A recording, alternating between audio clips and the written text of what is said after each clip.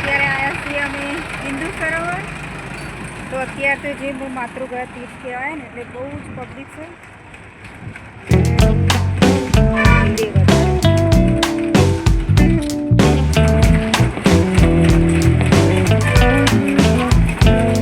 અત્યારે તો બહુ ભીડ હોય છે કારણ કે માતાનું પૂરું કરવાનું ક્રિયા પાછળ પૂરી કરવાની માતૃગયા કહેવાય.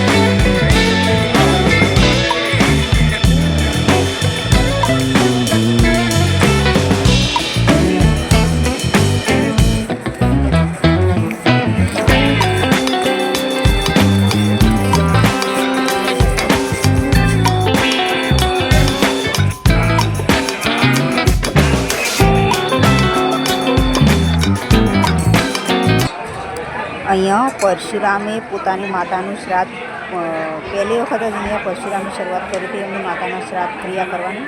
ત્યારથી દેશભરમાંથી અહીંયા લોકો શ્રાદ્ધ કરવા આવે છે. અને જે ભારતમાં 5 પવિત્ર સરોવર છે ને એમાંનું એક આ બિંદુ સરોવર છે જે ગુજરાતમાં આવેલું છે. અને એક જ એવું પવિત્ર સરોવર છે જ્યાં લૌકિક ક્રિયા અને માતાનું શ્રાદ્ધ પણ થાય છે. પાછળ દેખાઈ રહ્યું છે સરોવર.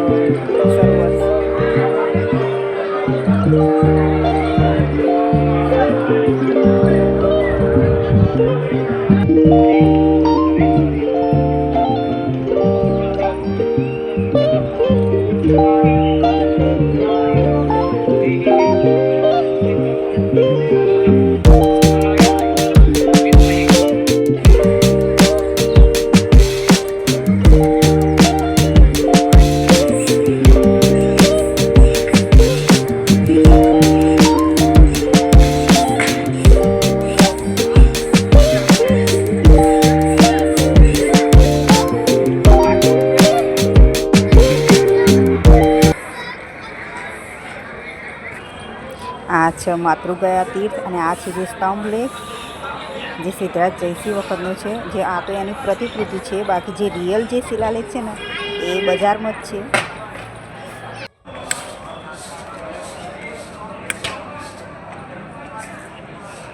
બસ હવે ઘર તરફ નીકળી જઈશું કારણ કે તો કિશુને બી ઘરે જ મૂકીને આવીશું કે ત્યાં અમારા જેટલા બધા છોકરા બધા ઘણા બધા નાના નાના છોકરા ને તો એ ત્યાં રમતી જ હતી કે ચાલ તો કે ના નહીં આવું. તો કીધું હા રમે છે. હવે 12 વાગવા આવ્યા છું તો જલ્દી ઘરે જઈશું અને ઘરે જઈને તો મહેસાણા જવાનું.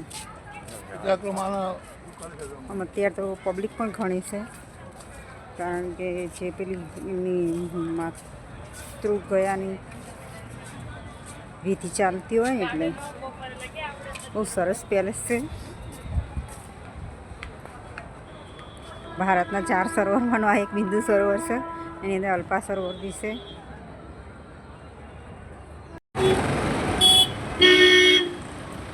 બસ હવે જઈશું ઘર તરફ.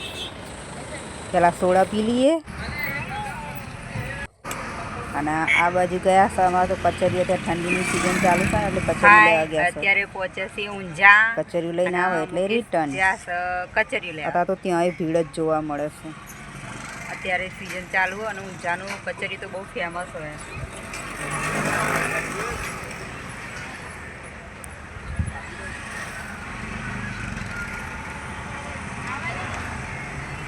તો મળીએ ફરીથી એક નવા વિડીયો સાથે. ત્યાં સુધી જય દ્વારકાધીશ. રાધે રાધે.